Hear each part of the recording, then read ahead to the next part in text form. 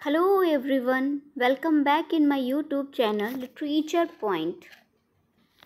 Guys, आज जो आपका टॉपिक है वो है सोनेट एंड सटायर। बाकी सारे टॉपिक हमने कवर कर लिया है ना। हमने पिछले वाले वीडियो में जो लास्ट वाला वीडियो भी कवर किया है, मीन्स यूनिट 8 का पार्ट 1 वो वीडियो अपलोड हो चुका है। उसमें हमने आपको ये पोएट्री करा दिया, ये पूरा पोर्शन कंप्लीट करा दिया है।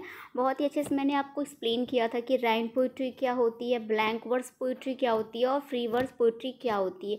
इसमें बच्चों को बहुत ही ज़्यादा कन्फ्यूज़न रहता है कि इन तीनों में बिल्कुल ही वो लोग समझ नहीं पाते हैं कि कैसे तीनों को हम डिवाइड करें, कैसे इन तीनों की अलग अलग पहचान करें। बट मैंने उस वाले पार्ट फर्स्ट में इतनी अच्छे से आपको एक्सप्लेन किया है कि उस वीडियो को देखने के बाद आज के बाद तो आपको ज़रूरत पड़ने वाली नहीं, आप बिल्कुल भी कन्फ्यूज़न नहीं होंगे इन तीनों में।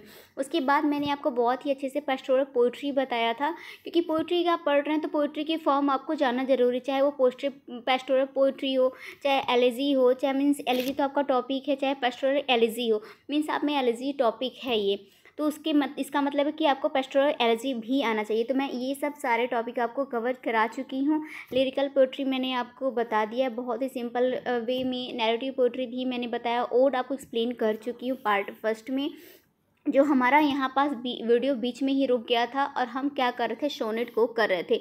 इनफैक्ट हम लोगों ने आधा सोनेट भी कंप्लीट कर लिया था, बट वीडियो आधे में ही रुक गया, इसलिए मैं आज आपको स्टार्टिंग से सोनेट एक्सप्लेन करके बताऊंगी। तो फ्रेंड, इतना स्क्रीन तो आई होप काफ़ी है, आप लोग बता सकते हैं, मीन्स मुझे लग रहा है इतना काफ़ी है। तो चलिए हम आज की क्लास स्टार्ट करते हैं। तो आपसे एक रिक्वेस्ट है कि अगर आप देख रहे हैं कि वीडियो पे कम भी हो गया है तो प्लीज़ वीडियो को स्किप ना करें, क्योंकि मैंने ये क्लासेस अभी स्टार्ट की हैं, तो अभी स्टार्टिंग में तो 20-25 व्यू ही जाते हैं। तो प्लीज़ आप लोग बस सपोर्ट करिए। बाकी मैं आपके लिए जो एमपी-टेट की क्लासेस है वो रेगुलर वे में अपलोड कर रही हूँ और पूरा आपका सिलेबस भी कंप्लीट कराऊंगी। बस मुझे भी आप लोगों का थोड़ा सा सपोर्ट चाहिए। तो चलिए फ्रेंड, आज की बहुत ही बेहतरीन क्लास को बहुत ही उम्दा तरीके से स्टार्ट करते हैं।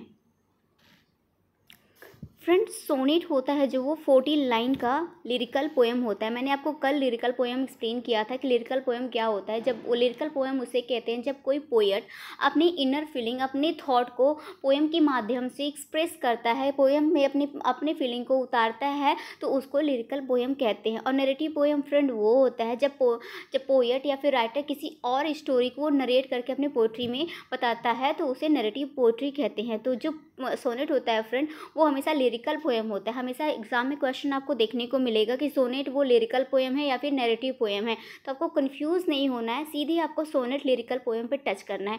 फ्रेंड, सोनेट से जो दूसरा क्वेश्चन वो बनता है कि सोनेट कितने लाइन का लिरिकल पोएम होता है। तो कभी उसमें 16 दिया रहता है, कभी 20 दिया रहता है, कभी 10 दिया रहता है, कभी 14। तो आपको सीधे क्या टच करना है फ्रेंड, आपको सीधे 14 लाइन टच करना है। मीन्स सोनेट जो होता है वो 14 लाइन का लिरिकल पोएम होता है। ऐसे आपको की फैक्ट कि जैसे ही छोटी छोटी बातों को पकड़ के अपनी तैयारी को मजबूत बनाना पड़ेगा।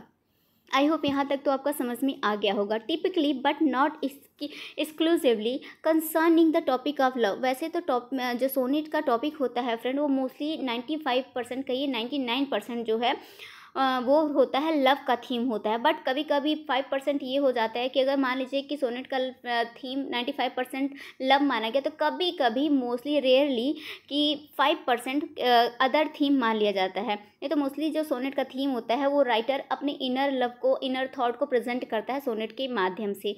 ये होता है friend, it has 3 popular forms of Petrarchan. सबसे पहले तो देखिए, ये जो सोनेट था वो इटली में हुआ था। यहाँ पास हम ये वाला लाइन बाद में एक्सप्लेन करेंगे, ये थोड़ा सा मैं आपको एक्सप्लेन करना चाहूँगी। सबसे पहले देखिए, ये 14 लाइन का यहाँ पोएम होता है with a variable rhyme scheme originating in Italy. सबसे पहले जो फ्रेंड ये इटली में ये क्या हुआ था, इसकी जो इन्वेंटिंग हुई है, मतलब इसको जो इन्वेंट किया गया है वो गियाकोमो द लैंटिनी के द्वारा हुआ है। मैंने आपको ये बताया था कि जो जियाकोमो द लैंटिनी के द्वारा ये इन्वेंट किया गया है, बट जो इसको पॉपुलर किया है वो पेट्राच ने किया है। इसलिए फ्रेंड, इटालियन सोनेट को पेट्राचन सोनेट भी कहा जाता है, जो कि 14 लाइन का वो भी होता है। मीन्स सारे ही सोनेट 14 लाइन्स के ही होते हैं। मोस्टली जो शेक्सपियर के कभी कभी वेरिएशन देखने को मिल भी जाता है, जैसे सोनेट नंबर 19, ये जो क्या है, इसके लाइन्स थोड़ी इधर उधर विलियम शेक्सपियर के केवल बता रही हूँ। नहीं तो बाकी जो सोनेट होते हैं, चाहे वो पेट्राचन सोनेट हो गए, चाहे स्पेंसर सोनेट हो गए, और कोई सा भी सोनेट हो वो 14 लाइन का ही रहता है। बस ऐसा है कि बस विलियम शेक्सपियर के सोनेट में थोड़ी सी वेरिएशन 1-2 सोनेट में देखने को मिलती है। तो वेरिएशन तो सब चीज़ में देखने को मिलती है फ्रेंड, बट ओरिजिनली जो है सोनेट वो 14 लाइन में ही लिखा जाता है।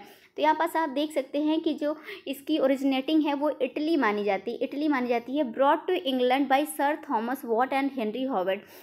देखिए सबसे पहले तो जो जियाकोमो, मैं स्पेलिंग लिख देती हूँ आप लोगों को, GIACOMO,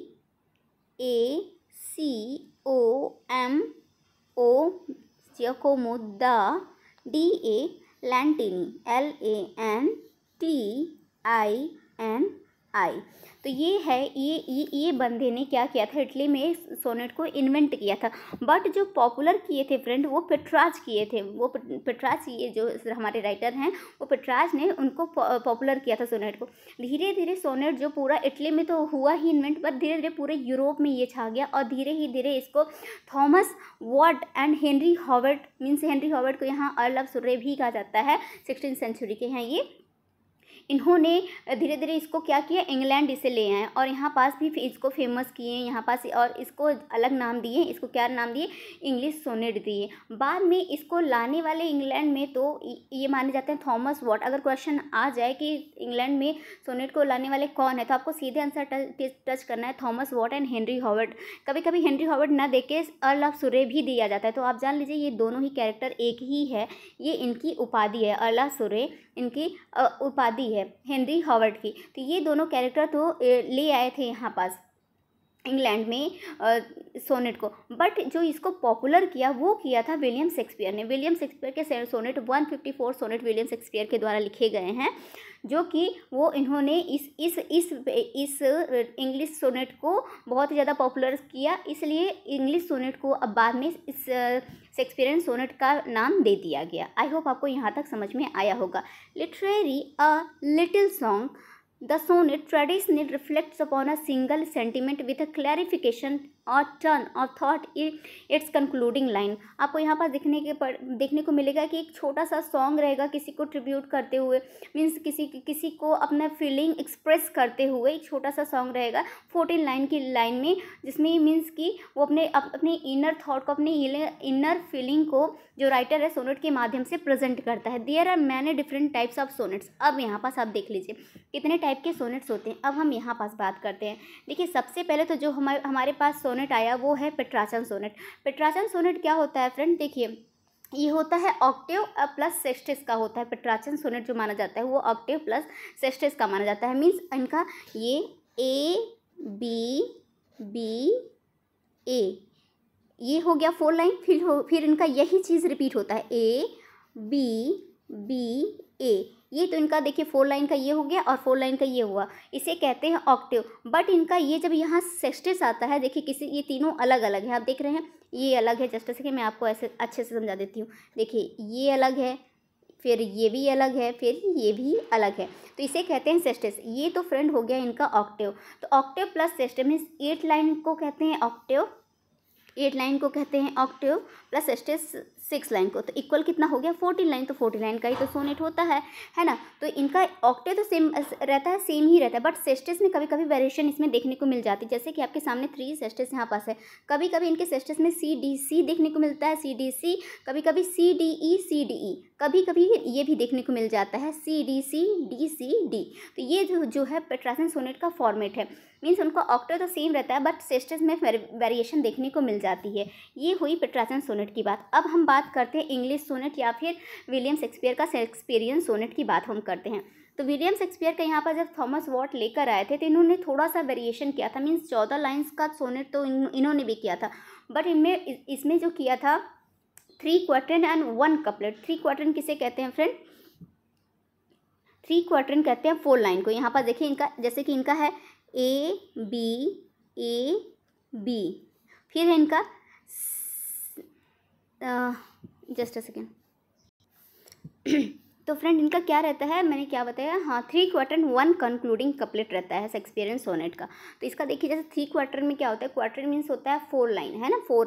तो 4 में अगर हम करें तो इनका आता है just a second, A B ये आ गया 4, एक क्वाड्रेंट, फिर सी डी ये हो गया एक, फिर ई एफ ये हो गया तीसरा। तो मीन्स हो गया हमारा 4 + 4 + 4, ये तो हमारा ये हो गया क्वाड्रेंट हो गया,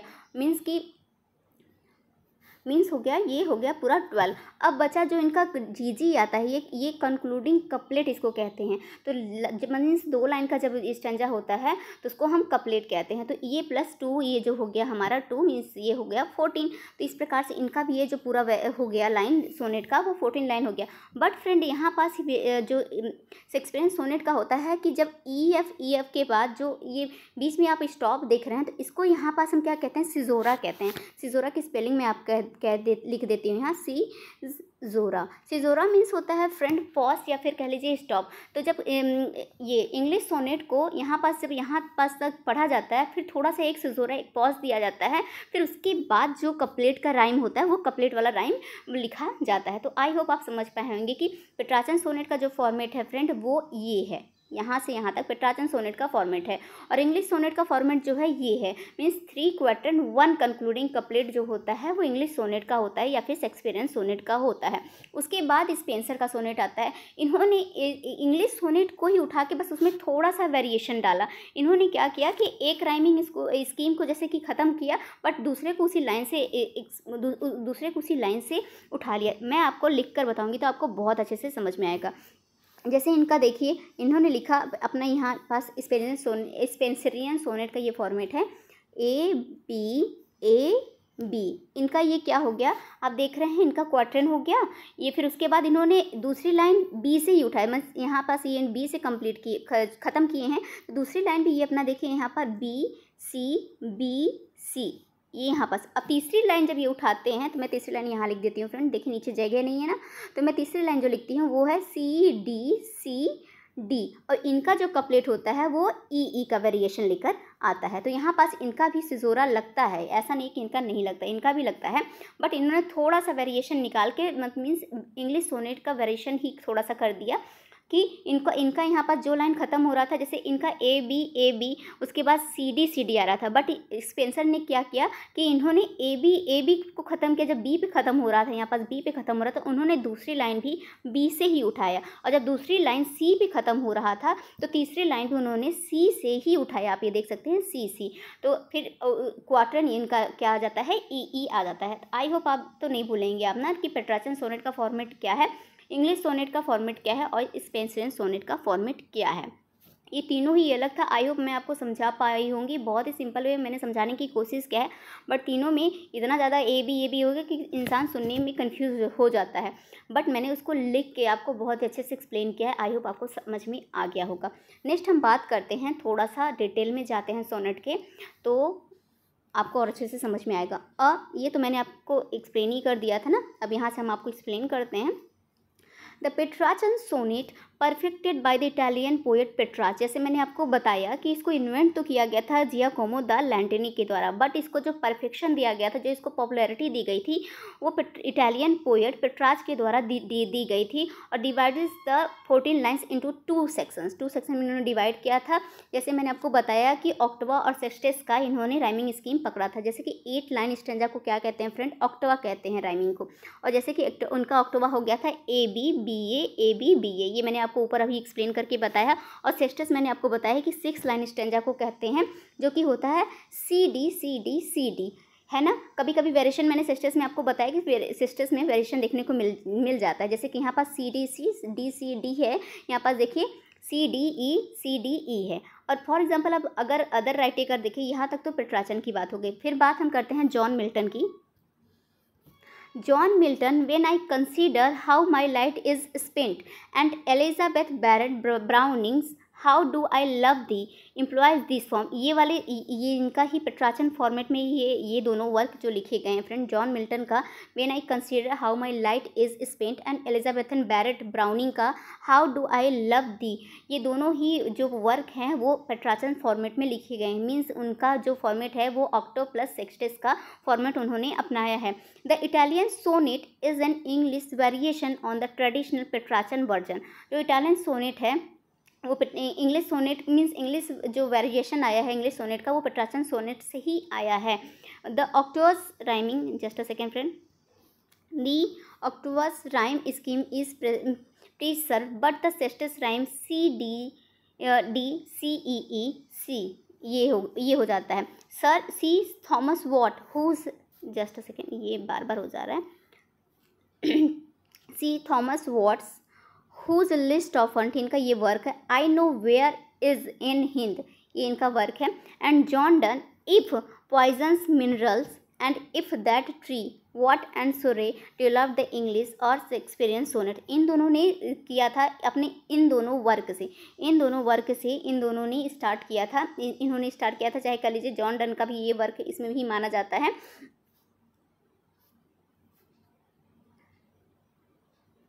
which contains the 14 lines into one stanza of 3 quatrain and a concluding couplet। ये मैं आपको बहुत अच्छे से एक्सप्लेन करके बता चुकी हूँ, है ना। मैंने आपको बताया कि 3 क्वार्टन, जैसे ये 3 क्वार्टन फॉलो किया है, फिर उसके बाद लास्ट में ये 3 जी जो हो गया, ये कपलेट का फॉर्मेट होता है। ये मैंने आपको बताया कि जो शेक्सपियरियन सोनेट या फिर इंग्लिश सोनेट का फॉर्मेट ये होता है।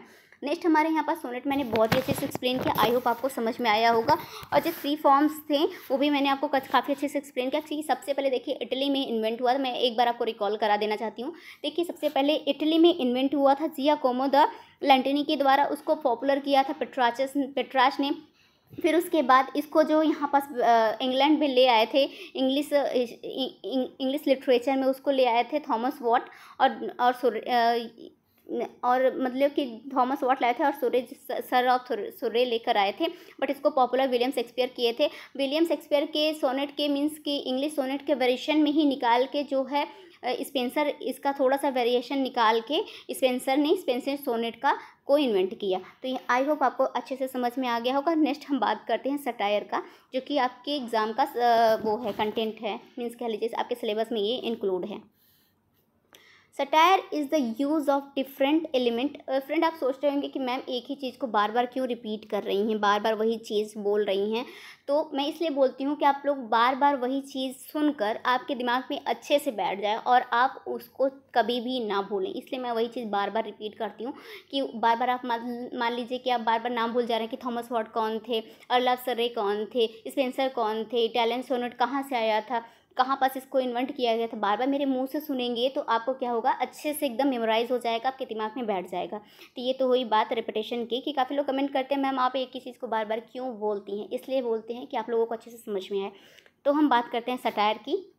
Satire is the use of different elements such as irony, sarcasm, humour and ridicule to criticise or evoke the foolish behaviour of others. Means जो सटायर होता है फ्रेंड, वो मान लीजिए एक प्रकार से एक आयरनी का भी यूज़ इसमें आ जाता है, सरकास का यूज़ होता है, एक ह्यूमर क्रिएट करने के लिए या फिर एक रिडिकुलस क्रिटिसाइज को करने के लिए सटायर का यूज़, ऐसे लैंग्वेज का यूज़ किया जाता है।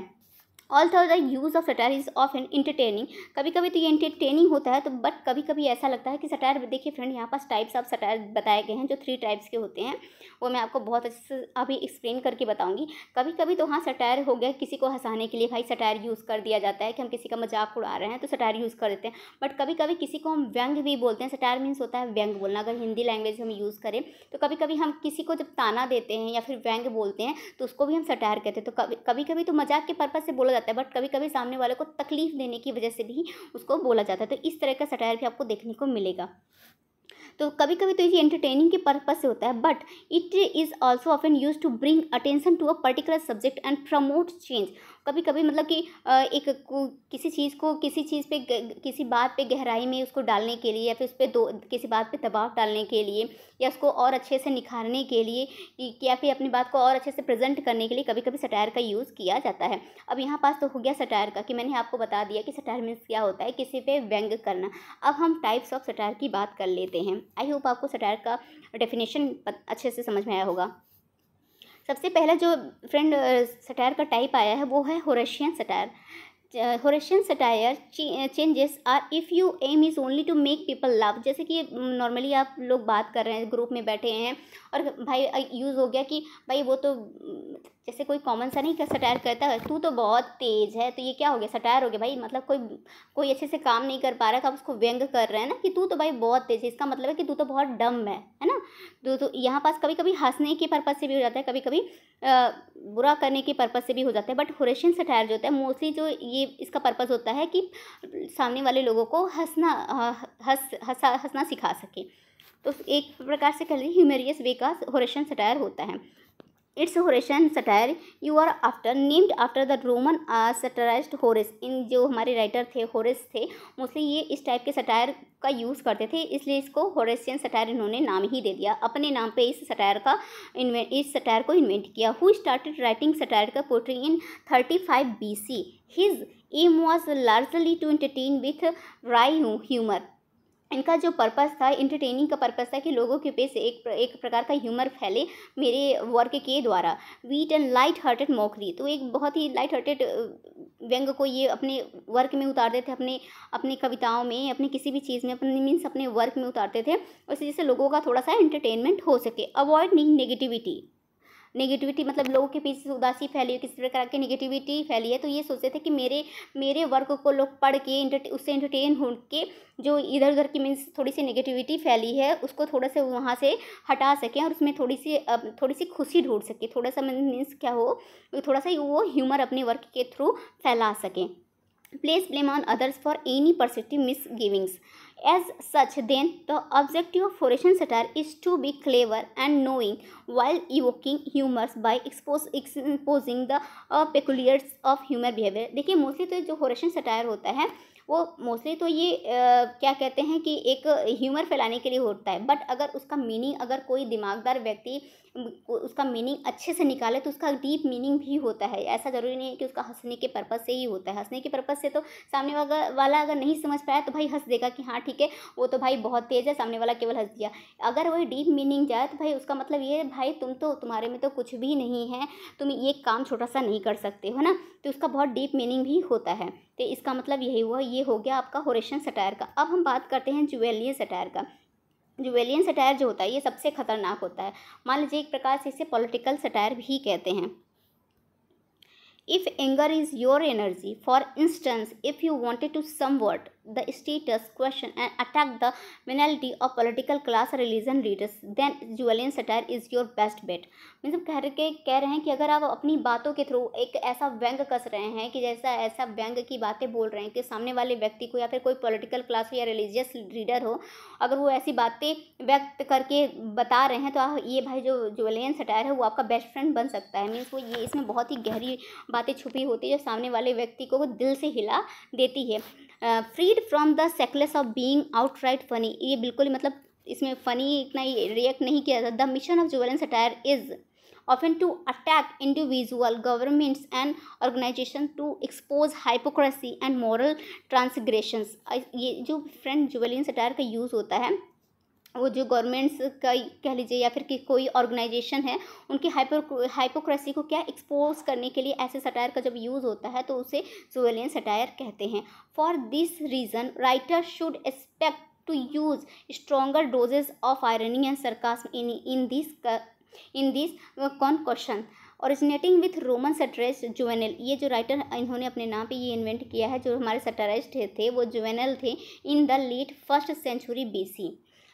Gulliver's Travels by Jonathan Swift, ये जो वर्क आया आपका है गुलिवर्स। सबसे पहले तो देखिए गुलिवर्स ट्रैवल्स अगर एग्जाम में आ गया पूछ लिया जाए कि ये कौन सा फॉर्म्स ऑफ पोइट्री है या फिर क्या है फिगर ऑफ स्पीच में, तो आपको वहाँ आयरनी भी दी रहेगी, सटायर भी दिया रहेगा, हाइपरबल भी दिया रहेगा, कॉमेडी भी दिया रहेगा, बट आपको सर्च क्या करना है, बस आपको सर्च करना है सटायर। अगर सटायर में भी टाइप्स पूछ लिया जाए तो वो होगा Juvenalian satire. Gulliver's travel by Jonathan Swift is a noted example of this, largely in the way it tackles the absurdity and hypocrisy of politician and reason. इसमें जो दिखाया गया है जो पॉलिटिक्स होते हैं जो उनकी क्या हाइपोक्रेसी को बहुत अच्छे से गुलिवर्स ट्रैवल्स में दिखाया गया है, प्रेजेंट किया गया है।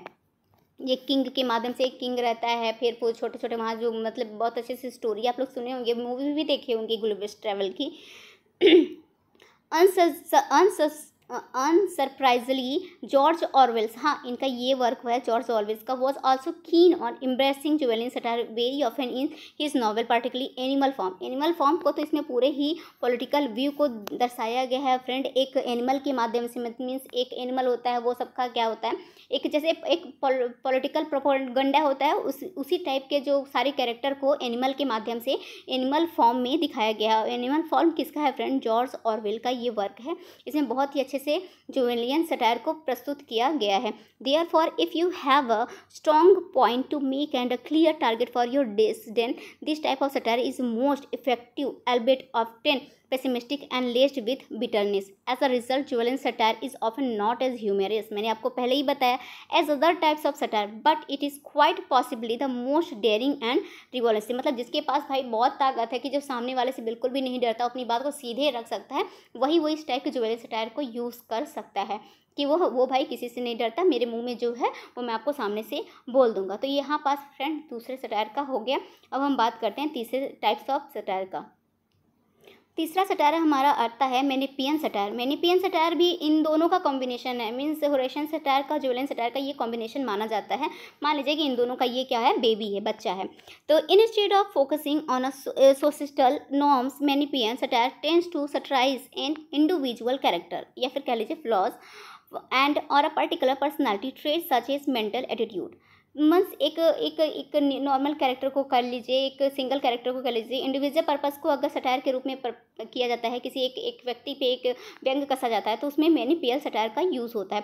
Think of it as a slightly more prickly version of Horatian satire, means more prickly version ये होरेशियन सटायर का माना जाता है, whereby it attacks a specific human fault instead of a directly observable misdeed. For instance Lewis Carroll, इनका work है ये, Lewis Carroll's Alice in Wonderland, इनका ये वर्क सुने होंगे। लेविस कैरोल का Alice in Wonderland is a Menippean satire in the sense that it Alice curiosity which ultimately causes her plight, मतलब उसकी क्यूरियोसिटी के द्वारा वो अपनी जो उसकी प्लाइट रहती है उसके कॉसेस को वो उसमें वो मतलब कि उसकी कॉसेस के उसमें जाती है ना, उसी की वजह से तो वो समझती है एलिस द वंडरलैंड में। तो ये जो वर्क है ये मैनिपियन सटायर का माना जाता है। तो आई होप आपको 3 टाइप्स ऑफ सटायर को अच्छे से समझ में आया होगा, सोनेट भी अच्छे से समझ में आया होगा। 2 ही हमारा टॉपिक बचा हुआ था, कल जो हमारी क्लास आधे पे रुक गई थी वो उसका ये पार्ट था। तो अगर आपने फर्स्ट वाला पार्ट नहीं देखा तो उसको प्लीज़ देख लीजिए, उसमें बहुत अच्छे से मैंने बहुत कुछ एक्सप्लेन किया है। और नेक्स्ट जो आपका वीडियो आने वाला है फ्रेंड वो बहुत ही ज़्यादा इंपॉर्टेंट आने वाला है, क्योंकि मैं उसमें आपको सारे टाइप्स ऑफ मीटर बताऊंगी। मीटर क्या होता है, पोइटिक मीटर क्या होता है, कैसे मीटर निकाला जाता है, सिलेबल कैसे काउंट होता है, आपका नेक्स्ट टॉपिक यही रहेगा। क्योंकि आप पोइट्री अगर आप लिटरेचर पढ़ रहे हैं, आपको सिलेबल निकालने ना आए, आपको एम्बिक पेंटामीटर ट्रोइक ये सब ना आए, तो ये सब तो फिर मतलब कि आप लिटरेचर के स्टूडेंट ही नहीं है। तो ये चीज़ समझाना मेरा कर्तव्य है कि मैं आपकी टीचर हूँ, तो मैं आपको ज़रूर समझाऊंगी।